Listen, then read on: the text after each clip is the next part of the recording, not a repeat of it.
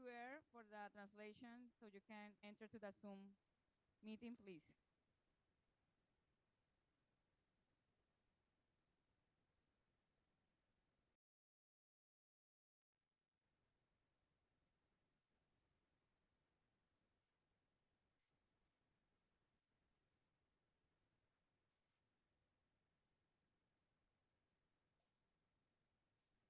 ¿Ya? Creo que toca así. ¿Te paso o tú pasas mejor? Para que vayas a tu ritmo, sí.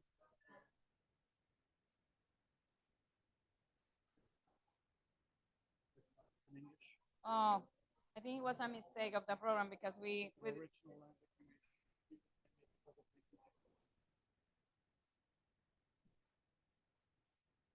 pues toca hacerla, ¿no? Eh, que está en el programa como en inglés. No, no, toca hacerlo en español porque sí, porque ya todos prepararon en inglés. Okay, I think there was a mistake in the program and this panel appears to be held in English. I'm sorry for that because we are going to hold it in Spanish. So I don't know.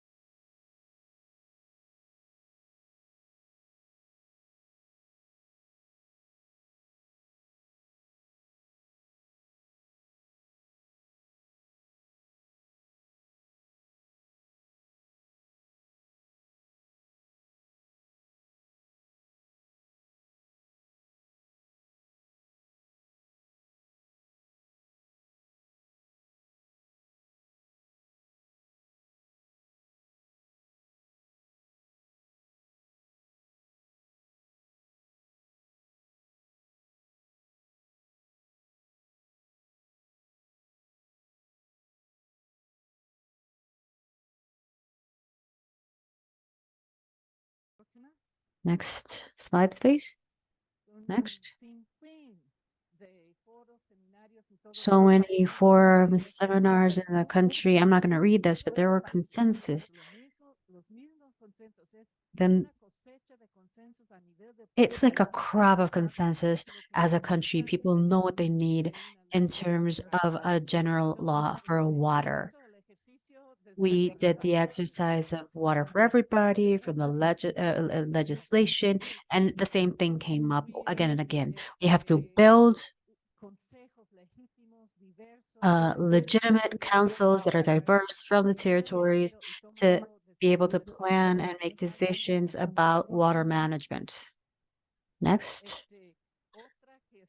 Another thing that is increasingly important because we haven't managed to accomplish it is building a united citizen front as a country, as with the government, autonomous citizen organizations. And there's this effort of having this law to so this the next one. David is here, and the picture. This is where the inauguration with the law in December of 2012, the first version.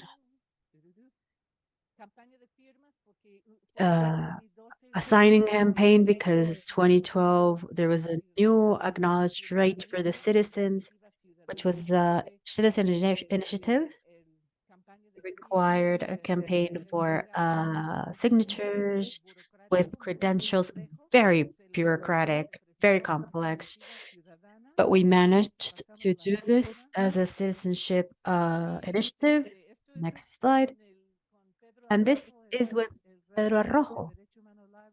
He is from the Rights to Water, and he said that there had to be a sentence by the Supreme Court, by the Congress, because up to the date that happened before, this is the results of the work of the Chamber of Deputies with the work of Water for Everybody. So there's a decision that's kind of like there. Okay, so we continue to advance in the construction of the good governance of water from grassroots, from the base. Last year was the 6th National Biannual Water for All Congress, which is like this conglomerate of movements seeking to change the legal framework and institutional framework. Okay, next slide. Next slide. And there's monitoring, there's all types of work, a water plan. There's no subject without a plan, and the idea is that this movement goes to the offense and not just stay in the defense to see what mega projects is going to come their way. If we go to the offense, this is going to be amazing strength. It's what the victory that we got this morning, that we talked about this morning. Okay, so super quickly, and everybody at the same time. Okay, so under this government, July 1st, 2018, the people of Mexico, without a doubt, voted compellingly for change to end neoliberalism. How are we doing? So in terms of water, we have stopped processes of privatization. No, back. There you go. So to stop privatization, stopped Aeropuerto en el Lago, an airport at a lake, and Zacotillo company. There was protection for the communities. The project was redesigned. There was constellation brands that wanted to build, or that had built, a brewery on the other side, on the Mexican side of the border, to export water in the form of beer to the United States. So here there was concession with indigenous people. We made failed attempt for a National Council for Water, and we have accomplished to have a new Secretariat of Water in the state of Mexico, which is a space in which the people of the country, many, are already going in. Like it can't be changed nationally, but to change in this more populated states of Mexico that surrounds Mexico City, which is the area that provides water to Mexico City. So, I mean, that's the second that's what we are going to build in a very different way to get water, to protect water. The challenges is that the government, the president, didn't dare enough, wasn't bold enough to change the laws for water. They have their reasons, but they considered that they wouldn't be able to win that fight, so he just didn't go for it. The powers here, there's the names here. There are other things that are going to weaken the possibility of advancing in the front. The elites that control 33% of all of the underground waters and superficial waters in the country, the districts, this is connected with very small groups of power that control the water of the country. And within, and I know this, I've seen this, that the hydrosaurs are still alive. So next, and that's it, I think.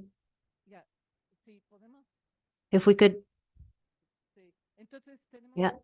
Okay. So we have still, we need a legal framework and new institutionality. I feel that it can't be reformed, the National Commission for Water. And what is at the center of this is who is going to decide on water and based on what criteria and all that to continue to be on the offense. And we need to continue to ensure to build the plans from the territories in a big environment. And yeah, that's it. Okay, thank you so much. Thank you so much. Okay, so let's give the floor to. Okay, good afternoon, everybody, and thank you for being here after that very eventful beginning. Please, would you put up my presentation?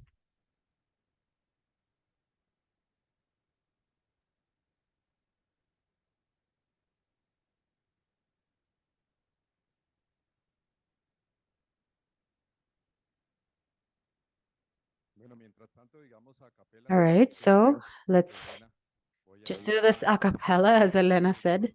I'm going to try to take you through, in a sense of water management, what has happened in Colombia. I'm going to be, I'm going to say briefly what we did until 2022. We elected the government of change, and the government of change formulated their national development plan. And one of the pillars of that national development plan is territorial ordainments surrounding the issue of water. So I would like to see what things are changing in Colombia related to water management, right? And there are several initiatives that I have in my short presentation. There are 10 slides that I want to go through in 10 to 12 minutes. I don't know if we have technical issues still or let's be patient is, I think, the message for today.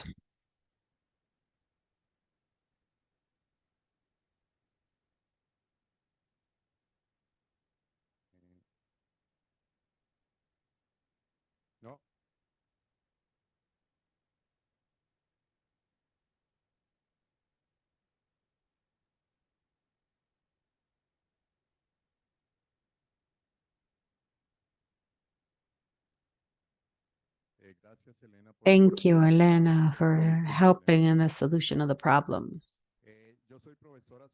I am an associate professor at Universidad Nacional de Colombia in civil engineering, so I will talk in a technical, from the technical standpoint, because I am a technician myself. Next, please. A brief context about Colombia. We're a country almost half of the area of Mexico. We have a land use, particularly with forests, 23, agricultures, 52. We have a population of 52 million inhabitants, and we have an offer for water that, in general terms, we could say is rich. We are a country that is relatively rich in terms of water. We compare ourselves with the world's average, and we have 6 times the world average in water offer. And if we compare ourselves with Latin America, we have at least almost 3 times more. In terms of energy matrix, we have 2/3 of installed capacity in hydraulic power. Previously. On the map, what you can see is the availability of water for a normal year. In Colombia, we are very much influenced by microclimatic phenomenons, being the El Niño phenomenon, the most relevant one. We go from flooding to drought, and the map shows the normal conditions. Here on the west, you can see the Pacific, and we have a lot of water, of rainfall, and on the other side, we have between 1,500 and 2,000 of level of rains. Here we see red and yellow, the Caribbean, where we have this event going on. We have these availabilities of water that are down to 800. So yes, we have a very big offer, and the offer the offer. It, um, I'm sorry, the interpreter lost the sound.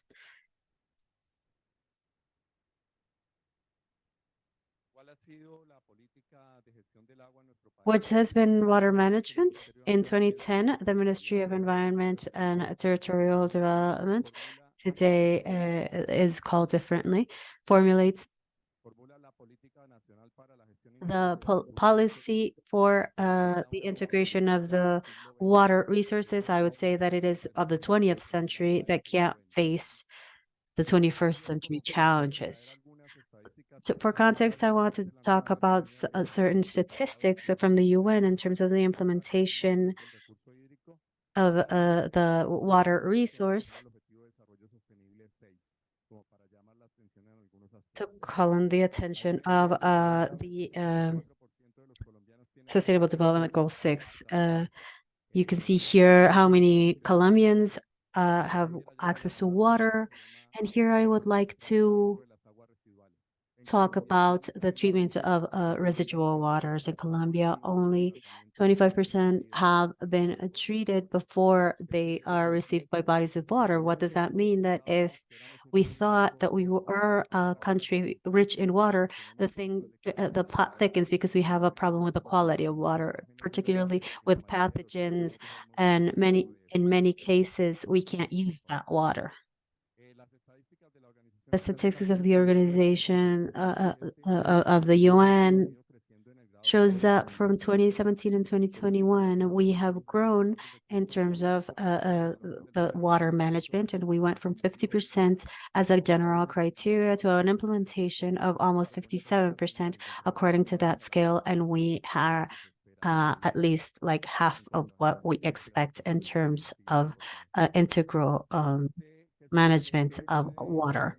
So what happened in 2022? The government, the leftist government of Gustavo Petro began, and the government tries to have territorial ordainments surrounding water. And for me, as a hydrologist, and as I have worked with topics surrounding water, it is a dream come true that water ordains the territory a bit.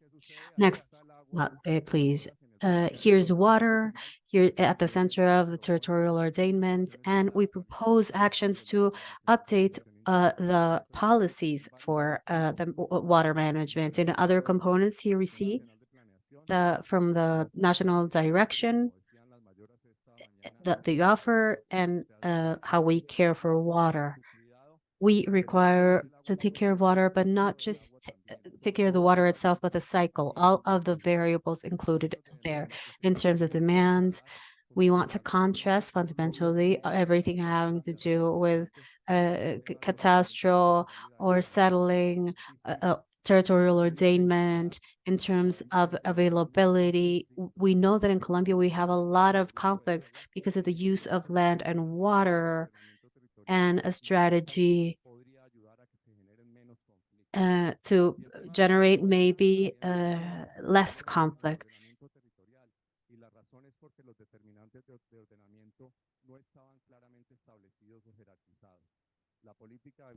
The policy of Gustavo Petro's politics wants a hierarchization to have an evidently water-based centered territorial ordainment. And also there's institutional articulation in terms of decision-making in that aspect. I'm going to go through certain challenges that I think as a technician exist in terms of water management. As I said, we went from droughts in 2016 and what we're facing right now in 2023 because of the El Niño phenomenon, to floodings in 2017 and 2020. So it's a topic, or it's a challenge, a technical challenge.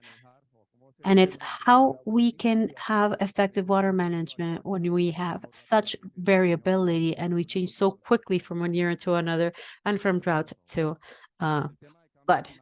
So climate change and climate variability, I show here a very simple map where I see the temperatures that are going to change in Colombia fundamentally in the periphery. And rainfall is going to be a lot bigger, especially in the center of the country, and less intense or less in general in the periphery. Here, the Caribbean, where we are in this event, evidently is going to have decreases. The forecast by IDEAM says that 100% of the municipalities in Colombia are going to be importantly affected by climate change. And there's an important challenge there in terms of water management. In terms of the change in coverage and understanding that forests regulate water, these are maps from Global Forest Watch. The left is 2001, the right is 2022. The areas, the magenta areas show the changes in coverage and the loss of forest in that corridor, which is 2 million hectares and almost 4% of the existing forests in Colombia. But notice that the change in coverage is not just in the Amazon basin, in the southeast, west of Colombia, but also in the central part, in the part of the Magdalena and Cauca basin that has water for basically all of the like 80% of the population in Colombia is different. And this is the last challenge I identify. The graph shows how they've changed the amount of municipalities affected by these basins. So in the 80s, we had 1,500 stations registering rainfall, and in 2010, that number of stations reduced to less than 900 stations. This is not a single pattern for Colombia. In general, the countries of the north and of the south, the number of stations with data have been decreasing. And what does that bring? That in some cases, we are making decisions with our eyes closed because we don't have enough information to be able to make decisions. And we have to go to environmental precaution to try to deal with all of this. This is just to provoke the discussion. It's my last slide. That National Development Plan that Petro presented, which is called Colombia Natural Powerhouse of Life, has a lot of initiatives. And another one is the councils for water. And we want to have citizen participation and to give a voice to those that have been excluded throughout time in terms of decision making surrounding water issues. Another thing is basic sanitation, and it has to do with the fact that previous governments had aqueducts in rural districts or wanted that, and now there's a community management of water, transferring technical and financial issues to the communities so that they can improve water in the rural areas themselves. Guarantee of use of water and basic sanitation. President Petro in 2012 had a concept of a vital minimum of water in Bogota for the lower strata in Colombia. If you don't know, we are cataloged in strata from 1 to 6, and the vital minimum is 6 cubic meters of water for free for the lower strata. There's another issue, which is the right to food as well, not just water, and that relation between water, energy, food, and I would include biodiversity there as well. And the last point that is important, the initiative has to do with the national knowledge plan that is geoscientific. This morning I was in a session about critical minerals, and one of the problems that we face in many of the Latin American countries and probably in the countries of the South in general, and that's that we don't know our territory. We need all of this. It's very important if we want to improve water management. And with that, I finish and I give the floor to Salvador. Thank you so much.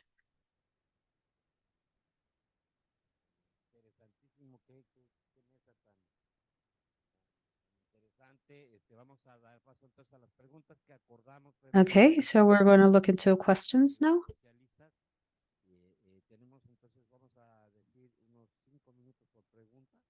So 5 minutes per question.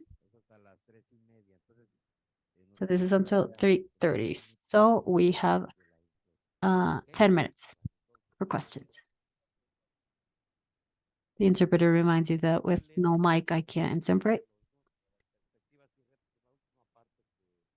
The interpreter can't interpret when he moves the mic around. I can't get enough sound.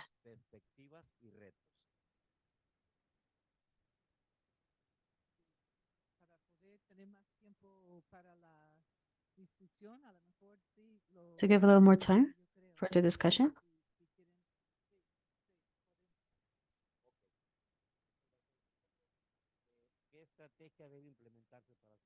What strategy should be implemented?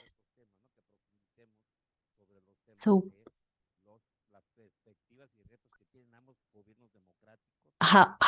what are the initiatives that the democratic governments have?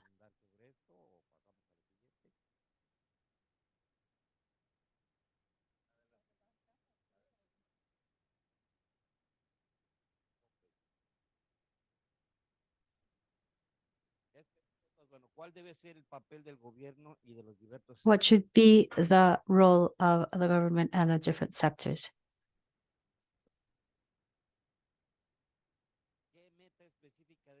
What is the goal that should be set for the next government?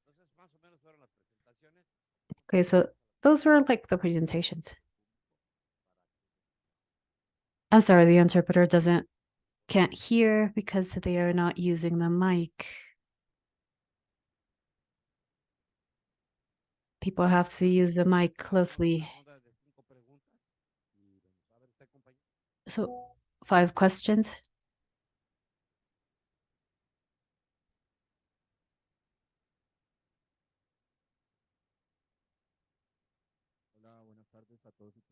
Hello, good afternoon, everybody. I have also dealt with water management, and I've dealt with it in terms of the communities.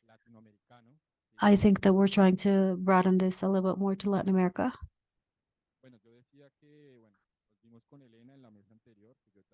In the previous table, I was with Elena, and I was dealing with water management in the communities, and I wanted to look at these perspectives of Colombia and Mexico, and I wanted to ask you about those challenges, the possibility of advancing in the new ways of having water management, perspective that are maybe more modern, more progressive, which is what is being debated in this space. For example, that national policy of water management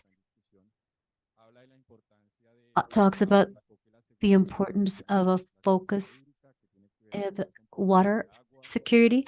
I'm sorry, the interpreter is having very hard time hearing. The sound is very far away.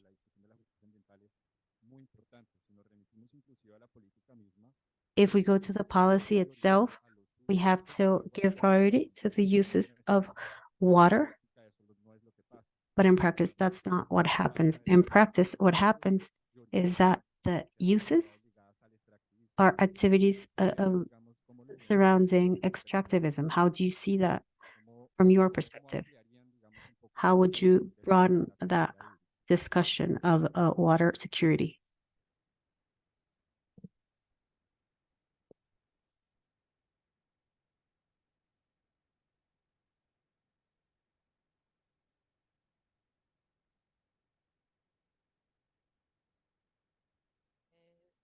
Muchas gracias. I asked my question in English because I understand Spanish, but I cannot speak Spanish. So thank you so much. Since I don't know the history, so what happened? So which fact led to 2012 change in Mexico? So how did you arrive at this result, which is very important, I think, in this sense? And in the Colombia, so a question for the Colombian situation. So you mentioned this community management of water in this last plan that you presented, so Comuni Agua. So do you think it will be a concrete result, or it's just kind of greenwashing? So wishful project, but not complete, because or well, is there a connection to actual community initiatives which are really from the community, or it's just something that they put in the plan for marketing? Gracias.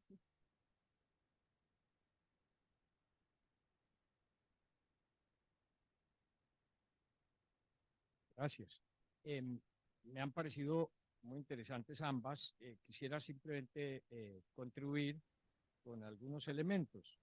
I'd like to contribute with certain elements. The difference between Mexico and Colombia is that in Mexico, they depend more on underground groundwater than in Colombia.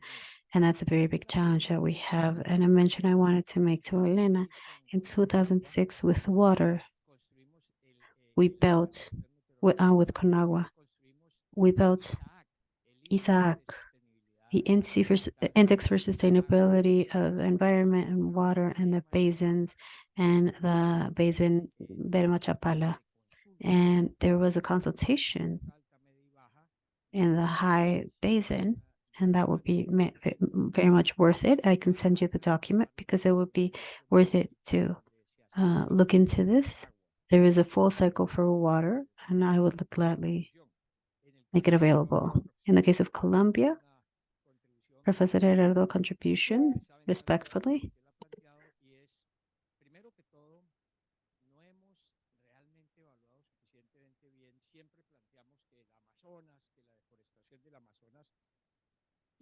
Again, I'm sorry, we're having a lot of sound difficulties, and the interpreter can interpret with the sound so low.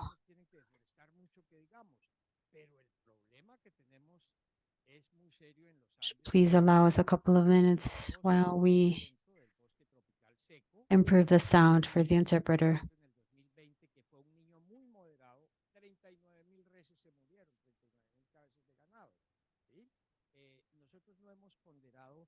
El defecto de las cifras que tiene el IDEAM, yo trabajé allí, es que siempre estamos diciendo, miren la deforestación que está pasando, pero es que no contamos lo que pasó ya. Y ahí tenemos un problema muy serio en la zona andina. Acuérdense que los meteorólogos brasileños nos están diciendo que el 40% de la lluvia es vertical, es decir, depende de la cobertura que haya, y tenemos un problema muy serio en la zona andina. Y la última cosa es, debemos insistir mucho en que hay que cambiar el modelo de uso del suelo. El profesor Erasmo lo mencionó, pero insistiríamos en que es que en Colombia sí tenemos el problema más agudo de América Latina, porque 38 millones de hectáreas están en ganadería extensiva y solo deberían ser 8, ¿sí? Mientras que en agricultura tenemos solo 6 y deberían tener 25. Ahí es donde tenemos que atacar de fondo el problema.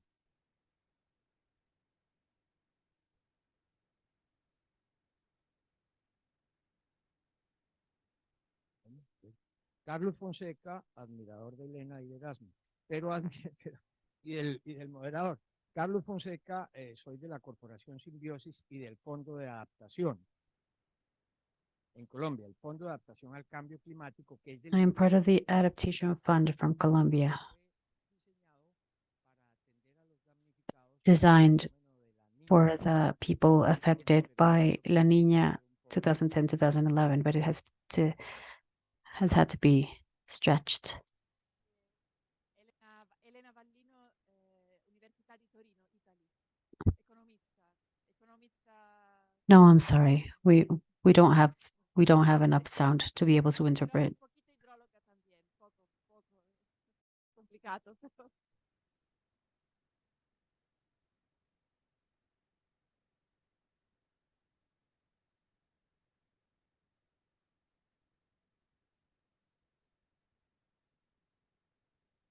Está bien.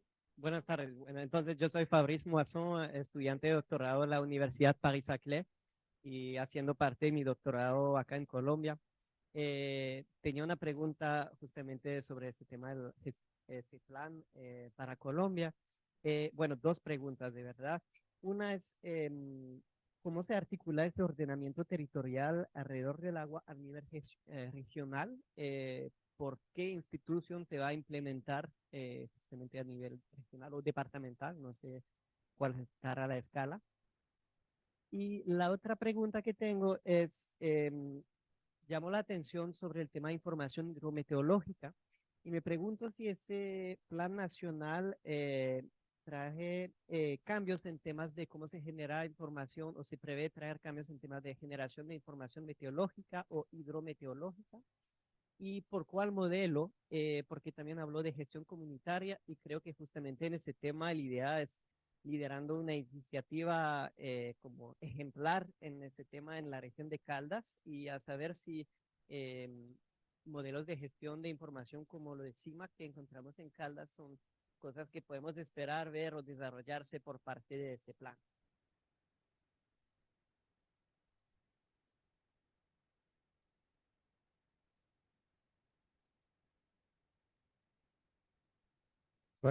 Soy David Barken de la Universidad Autónoma Metropolitana en la Ciudad de México.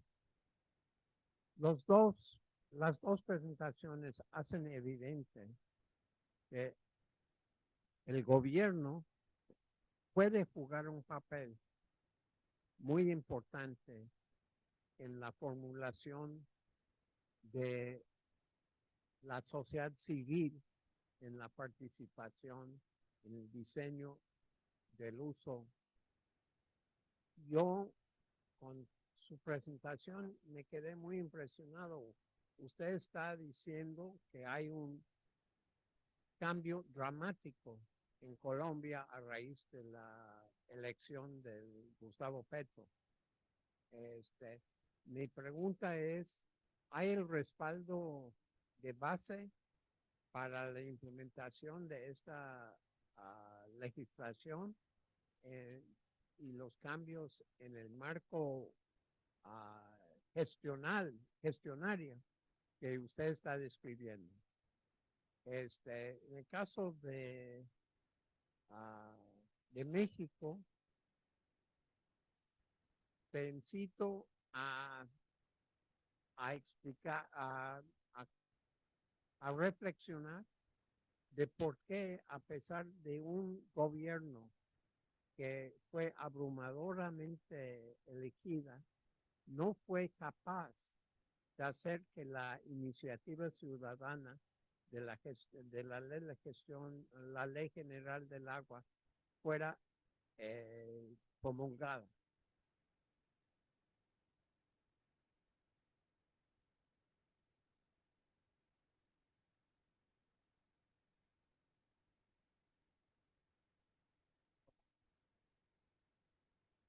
Bueno, muchas gracias por las preguntas. Muy interesantes todas ellas. Voy a intentar abordarlas rápidamente en el orden en que las formularon. Entonces, el primero es de Lucas con relación al tema de los usos del agua.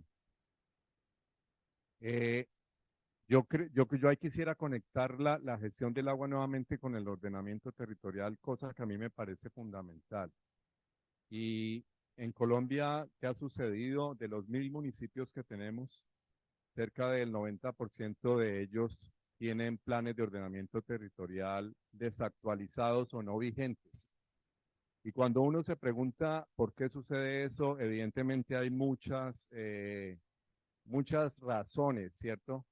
Pero a mi modo de ver, una de las razones importantes es que los determinantes no han sido claramente jerarquizados. Y una de las propuestas o de las iniciativas que tiene el gobierno de Gustavo Petro es evidentemente jerarquizar en su orden esos usos, empezando por el uso, digamos, de protección, de preservación y cuidado del agua, ese sería el fundamental, ¿cierto? Luego vendría la protección o el uso de los terrenos destinados a garantizar el derecho a la alimentación, por ejemplo. Luego todo el tema de patrimonio cultural, digamos, tanto a nivel de la nación como regional como local en relación con el agua. ¿Y eso qué quiere decir? Que evidentemente ahora cuando se haga un nuevo plan de ordenamiento territorial o se traten de organizar esos planes de ordenamiento territorial, esos determinantes van a jugar un rol muy importante. Entonces, a mi modo de ver, establecer la protección y el cuidado del agua, y como decía en mi presentación, no solo del cuidado del agua, sino del cuidado del ciclo del agua, a mi modo de ver, resulta fundamental, y yo estoy muy de acuerdo con esta estrategia. La segunda pregunta, permítanme, me apagó.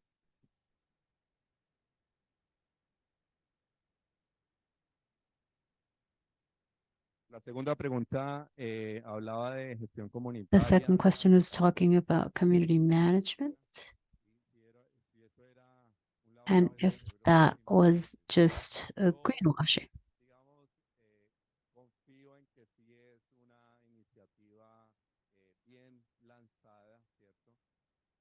Es una iniciativa en donde se planea There's an initiative that plans to support the formalization apoyarlas and to support por ejemplo, en los it in many aspects, for example, legally. organizaciones de base ya no van a tener These posibilidad base organizations won't have to go to the chambers of commerce as a previous law demanded. There's also not going to be income tax or other taxes like that, and that improves management as well. And community management is also improved. no muy grandes, tampoco van a requerir concesión de They agua. can't refer water concession, and the government is going to give subsidies to other users. Que esa gestión comunitaria del agua se haga de manera importante. Una de las cosas que me preocupa One of the things I'm worried el about tamaño del presupuesto is the size of the budget for territorial ordainment and water management. And if we see the budget that is going to go to that topic, it's 2.5% of the big budget, which are 13 billion pesos, and most of it goes to the citizens and environmental justice. So it's not really brainwashing the resources. I think that they are not enough to do everything that has to be done in the territory. And the other thing that I could answer is that we have new organizations, base community organizations, for example, for ethnicities, for raizales, for indigenous, for Afro. They are going to have the possibility of organizing themselves to have community management of water, and the government is going to back them up with everything that I've already mentioned for the existing organizations. I don't know if I'm good with time. The third says, okay, this is Carlos Fonseca's comment. I'm sorry, we lost the sound again.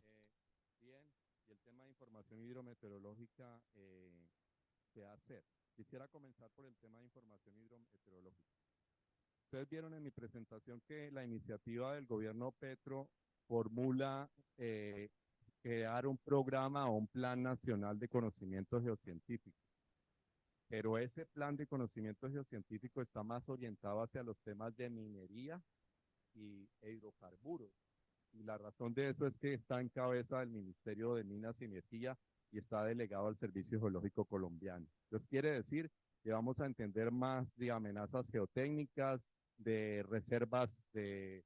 We're going to understand a little bit more geotechnical risks, certain types of metals, where the hydrocarbons are, but we're understand very little related to water. So there, as I see it, the plan is, it falls short in terms of water.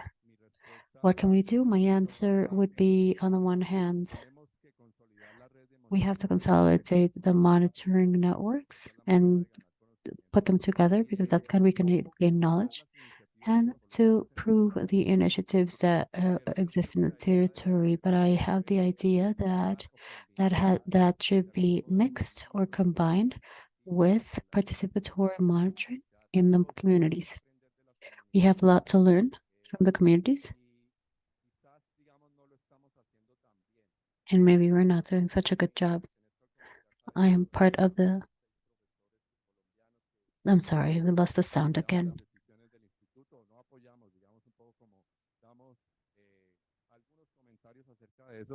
Siempre les he dicho, ustedes tienen un sistema de información oficial y dicen que tenemos que tomar decisiones únicamente con la información oficial. La información de esas comunidades resulta ser información no oficial, que es tan útil como la otra, pero que evidentemente no va a ingresar a los bancos de información como el sistema de información del recurso hídrico en Colombia o el sistema de información ambiental colombiano. Allí tenemos un enorme reto. Y el otro es, digamos, yo pertenezco al sector académico, me muevo en los últimos 25 años, lo que he hecho es hacer docencia e investigación, y yo creo que allí los docentes e investigadores tenemos mucho que aportar. Recientemente trabajaba en temas de caudales ambientales y desconocemos mucho el comportamiento, por ejemplo, de muchas de nuestras especies ícticas. Allí hay que enfrentar un gran desafío, obviamente apoyado en el gobierno colombiano para dar dinero, para que hagamos investigación, para que cada vez le subamos el nivel a la información y al conocimiento y se tomen mejores decisiones. Respondí la segunda, la primera, si quieres conversamos después. Y voy a pasar a la última que me da pena con Elena para darle la palabra. La pregunta del profesor David Barkin: ¿hay respaldo de base para la implementación de esta legislación y los cambios en el marco de la gestión? Difícil decirlo, o sea, yo creo que el gobierno Petro ingresó, digamos, con un respaldo bastante grande, enorme, pero ha un poco gastado su capital político en unas 4 reformas que para nuestro país eran bastante importantes, como la reforma pensional, la reforma laboral, la reforma de salud, entre otras. Y entonces yo siento que el respaldo, digamos, desde el punto de vista político ha decaído. Sin embargo, desde el punto de vista, digamos, de apoyo de lo que está ocurriendo en los territorios, yo creo que sigue vigente. El ejercicio que veíamos esta mañana de las mayoras es un poco un ejemplo de eso. O sea, el hecho de que en estos escenarios estemos viendo, por ejemplo, a esas mujeres que juegan un rol importante en los territorios, evidentemente respalda de base, digamos, esa iniciativa de que los movimientos ahora permitan hacer una gestión del agua en sentido de abajo hacia arriba y no al contrario como se ha intentado exponer. Entonces yo soy bastante optimista en el sentido de que si esas organizaciones de base empiezan a ganar mayor protagonismo político y a unirse, como lo decía Elena, evidentemente vamos a generar un cambio y quizás unidos entre muchos países latinoamericanos podríamos tratar de generar ese plan o esa ley de aguas latinoamericana que permita que evidentemente podamos gestionar el agua del siglo XXI con herramientas y planes de este siglo y no con herramientas y planes del siglo anterior. Ahí paro para darle la palabra a Elena. Muchas gracias. El comentario. Gracias. Está muy bien, yo creo, este mecanismo, o sea, que escojan las preguntas, ¿no? Y que cada quien tome el tiempo necesario. Yo creo que cuando venimos y preparamos la sesión, en México había muchísimo interés en este asunto de cotejar, ¿no? Las perspectivas de 2 gobiernos que tienen muchas afinidades, y es lo interesante cómo ustedes están empezando a traer un importante para todos, inclusive desde la perspectiva regional de la sociedad. Yo como presidente de la Sociedad Mesoamericana y del Caribe, estoy en el Caribe aquí ahorita, ¿no? Y estamos viviendo un montón de cosas que no sabíamos y que ustedes que quizá ya lo vivimos, Elena, y que no les podemos explicar. Está muy bien la Bueno, entonces, desde el inicio en esto, yo siento ahorita como este es un gestalt donde espero que estoy tocando todas las preguntas, pero como la enorme crisis que enfrentamos ahorita en México encrudece esta, yo digo, la batalla entre paradigmas. Y un paradigma es los tecnócratas hidrosaurios, la hidrocracia. Ellos sí saben y nadie más entiende, entonces el gobierno central tiene que imponer porque solo ellos saben que es mejor para todos. Esto incluso existía antes de ¿no? El Estado benefactor, existía antes del neoliberalismo, pero bajo el neoliberalismo era un grupúsculo asociado con intereses privados que así que ponían túneles y acueductos, trasvases y todo eso por nuestro bien. Y nosotros como que no, meros mortales, no tenemos para qué ni opinar.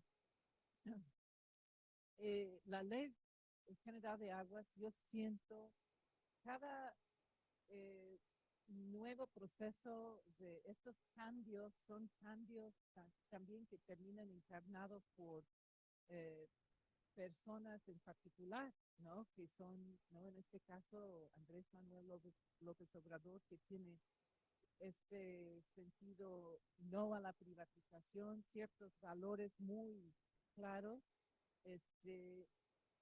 Hay otros aspectos que uno podría decir son un poco siglo XX, ¿no? Combustibles fósiles, grandes obras hidráulicas, etcétera. Entonces, eso es uno que llegó y tiene 11 megaproyectos de los grandes, de las presas y de los trasvases y de, ¿no? Y esa es la idea de hacer el bien para la población. El tema del agua no terminó permeando o generando una discusión que pudiera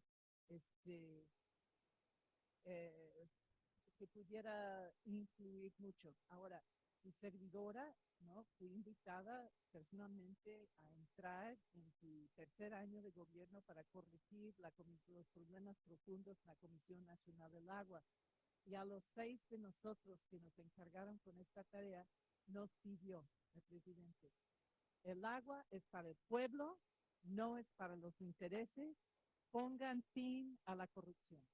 Entonces era mi mantra todos los días. Yo estaba a cargo del sistema de concesiones, las inspecciones, los consejos de cuenta, política hídrica, planes hídricos, etcétera, hasta que un buen día llego y la puerta está cerrada y está la Policía Federal y me dicen que no es, que no, sin ningún procedimiento, pero bueno, ya ahora soy asesora presidente, como doctora de segunda opinión.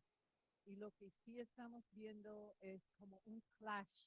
Hay intereses, hay inercias que quieren imponer una cantidad de obras, y hoy en la mañana ya nos enteramos que el presidente dio instrucciones para iniciar el proceso en torno al área metropolitana de la Ciudad de México de reuso, un proyecto de importancia a nivel nacional de empezar a tomar las aguas fluviales y residuales de las grandes áreas metropolitanas, tratarlas, potabilizarlas y darles, ¿no?, giro. Entonces esto es agua para siempre, esto es algo en donde ya no estamos viendo, porque tenemos en Ciudad de México pozos a 2 kilómetros de profundidad, que con una ocupación de energéticos sacan 30 litros por segundo, imagínense, de agua fósil. Entonces, esto es, ya estamos entrando, y por instrucciones del presidente, ya estamos entrando en siglo XXI. Y esta visión también está, Monterrey están haciendo esto, en Tijuana, en Lago Chapala, ¿no? En varias partes empezamos a trabajar la circularidad con el agua. Yo sí siento, pero sí hay cosas, por ejemplo, el sistema de I do feel that yes, there's a concession system. I am visualizing it with the next government. The candidate that we think that is most surely that is going to come in, and I had to work with her, and I'm very clear that she does understand water. She has a lot of proposals, and there's a use for the metropolitan area as not for exploitation. So we do have that possibility. So we're going to continue to advance, and it has been very important. The support, the values in favor of the people, even if it doesn't percolate or it doesn't translate, or there wasn't an institutional change, and that part is very difficult. In measurement in Mexico, out of 800 stations, hydrometric stations, only 300 are working. And for underground water, only 66. And it's a country that does depend on water. So we are working on that, but I think that crisis, because it is a mega crisis in the entire country, there's no way of continuing as we are. It's just a car running out of gas, and everybody's saying like, "What's the problem? We're still running."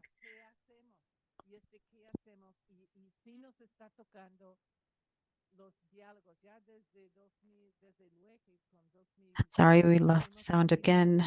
We deeply apologize for the technical issues.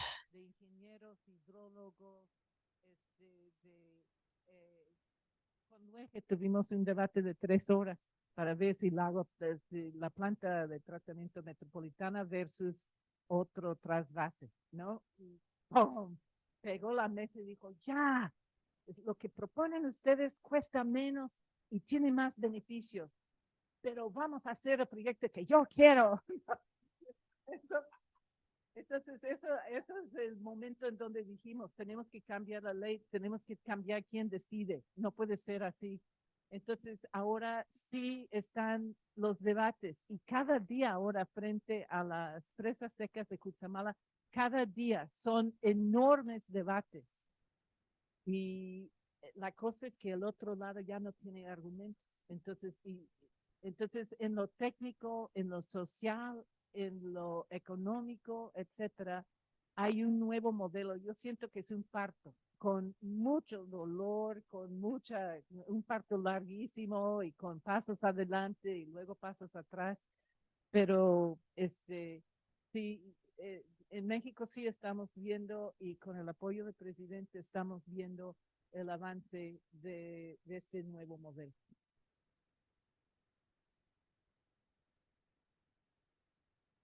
Bueno, compañeros, nos quedan 10 minutos. ¿Por qué no hacemos una ronda de 3 preguntas rápidas? All right, we have 10 minutes, so let's make a few quick questions.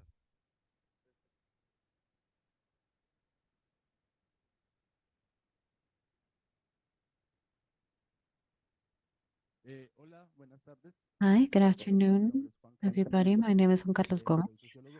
I'm a sociologist. A quick question. I'm curious and a little bit concerned about water management. I want to mention páramos, wetlands. We have páramos in Colombia and wetlands like El Lago de Tota, the Tota Lake. That initiative surrounding the territorial ordainment plans. How can we give a more adequate use of these wetlands? What happens that there's a lot of agriculture and people need that water because the product produced is green onions, and it needs chemicals and fertilizers. And there's a plant over there that is proliferating in Corpo Boyacá, and mining's like Paz del Rio, intervening in the small farmers that use the water that want to, if they need the water to survive, they are not allowed to use it. So how can we make these communities that are farmers, that are not the big farms can articulate, be a part of these processes and survive without taking the resources away from them? Hi, I'm Christina and I live in Quito. I am a computer major, but I'm also studying ecology. And I had a question about residual waters. These community organizations, not just for potable or drinking water. In Ecuador, we have like boards, water boards, but these boards are away from the city, and they only deal with drinkable water. And most water, residual waters, are not treated. So what do we do with that? Thank you.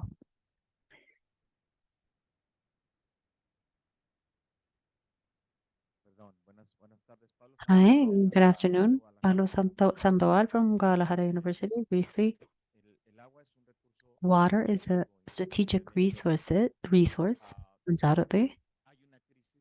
There's a crisis aggravated by climate change in terms of provision, availability of water. Most environmental conflicts in second place in the world have to do with water directly or indirectly.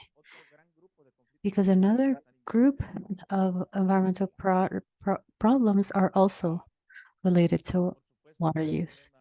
Of course, that is a problem of offer and water provision, access to water, but it is not a problem of the market. I think it's important to say that because of the strategic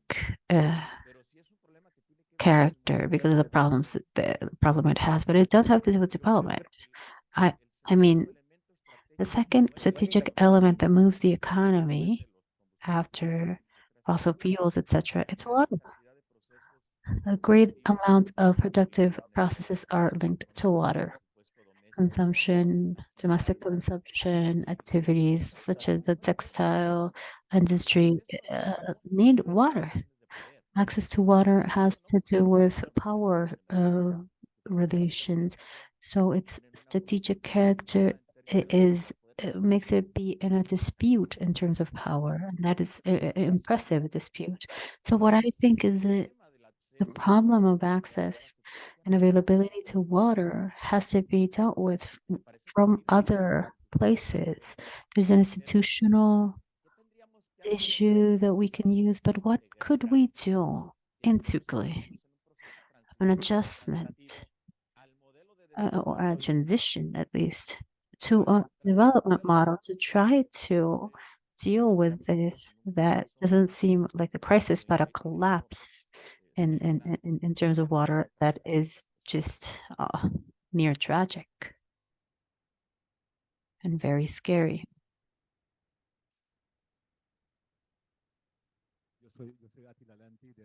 I'm Attila Lati from Hungary. My question goes a little bit more in terms of the energy transition, in terms of water, and what potential you see in micro hydroelectric plants as a possible energy source in communities that are far away, such as the Pacific, where we could generate energy for entire peoples with micro hydroelectric use small turbines. And I'm very interested in how much environmental impact is there with a plant of this type. Thank you so much. I just wanted to participate. This topic of water is very important. Yeah. My name is Yolanda Flores. I am an Aymara woman. I come from Puno, Peru. And then in our culture, we have to ask for permission to be able to talk about water because for us, it's a being. It's water. It gives life. It is life. And as our forefathers say, from our Pachamama, from the contamination, you want to talk, you have to ask for permission. You can't just talk because you can talk ill. So that's the way we see it. And here I wanted to ask when how much water there is, the professionals that technically do their things, and us in the peasant communities, we're the surveillance, we're the vigilance. But when they dirty our water, contaminate our water, they don't believe us. And they tell us, who told that this is contaminated, tell me where. You need a stamp from a professional that actually says it's contaminated. So, these are the impacts of the mining companies that happen.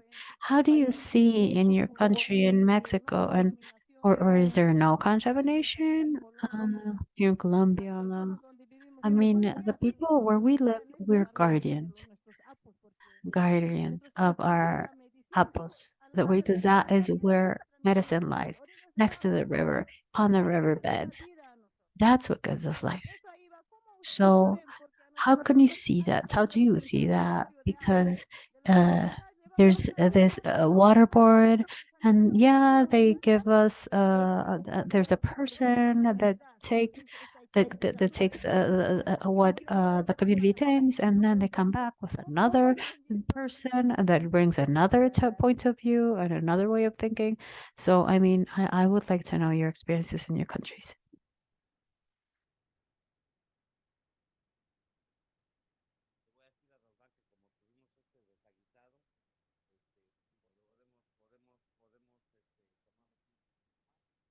I'm sorry, we lost the sound again. I will start with the question and the comments in the sense of what it's strength that I think is in the paradigm change. Strength comes from, or the base are the communities and the cultures, the original cultures that have another way. Like, we do have to leave our current relationship with water and in the entirety of Latin America. This is the meetings now start with rituals, and we seek to find these ways of making ourselves strong, our original cultures. And that's part of the proposal here from the guardians, because in Mexico, we also have communities that are guardians and heads of the basins, and where the water comes comes from in Mexico. They are indigenous territories, and they have been there fighting and give their lives against mining companies. So this paradigm shift that I do think facing us, and we are going to have to do it. And there are two alternatives. One alternative, which is our original cultures. We're working with water in the territory. We give attention to the páramos. We are acknowledging the rights of the original peoples. And all of that is a paradigm, but there's another paradigm. And I do feel that it can happen in any place. It's under national security and etc. We have to impose it. These inventions that we're going to solve the problem of water of this city with this process. It's going to go from here to here, and this is going to happen whether you like it or not. So this is something that, I mean, we have to be aware of. The birth of a new paradigm is happening. And it has to happen with water in the territory, but it's not guaranteed what's going to happen in the future. And I say it a lot because Mexico is away and close to God.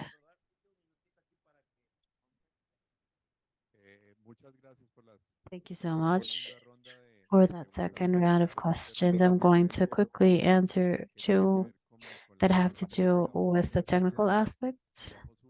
One is the use or generation of energy, hydro energy with turbines. I work with hydraulics, and our country is in a roadmap to energy transition where photovoltaic and wind are thought we want to strengthen them. And these sources of generation are sources that take advantage of the climate of a region to generate, but they are generations that are not firm enough. They are very variable. So evidently to gain in firmness, my perception is that we need to generate these batteries that store the energy with photovoltaic or with farm or with wind.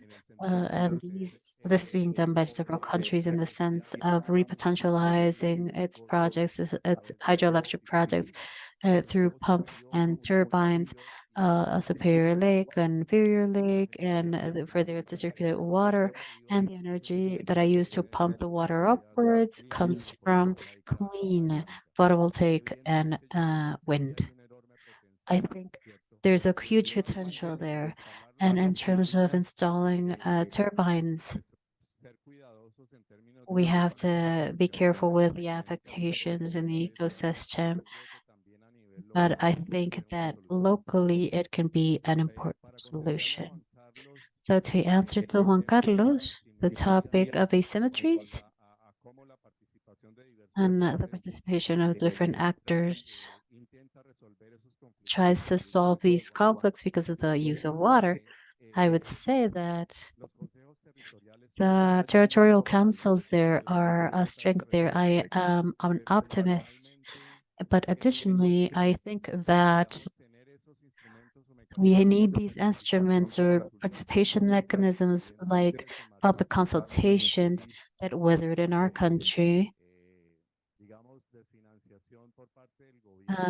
because they didn't have funding from the government, and it could be an important initiative for actors that are excluded and that have a participation in decisions concerning water.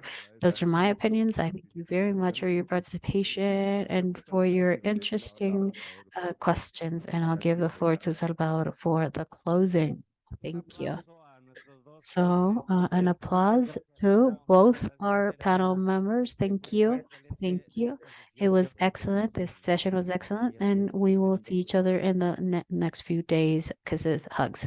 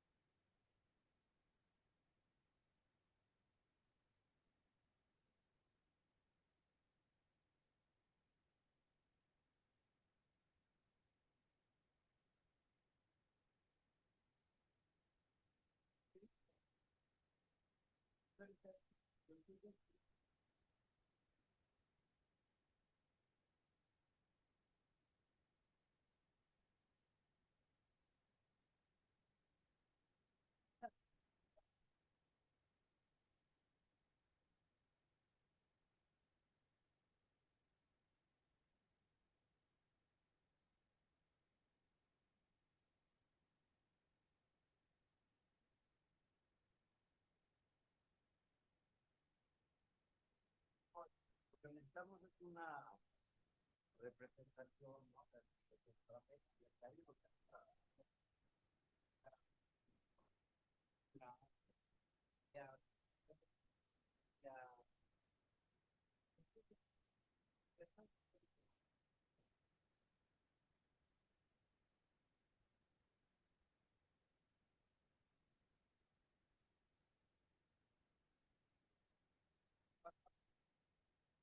Pero no tengo.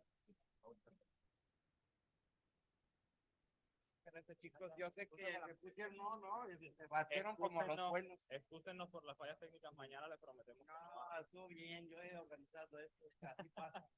La tecnología no tiene, sí, no tiene palabras de honor. Ajá, un trabajo, no,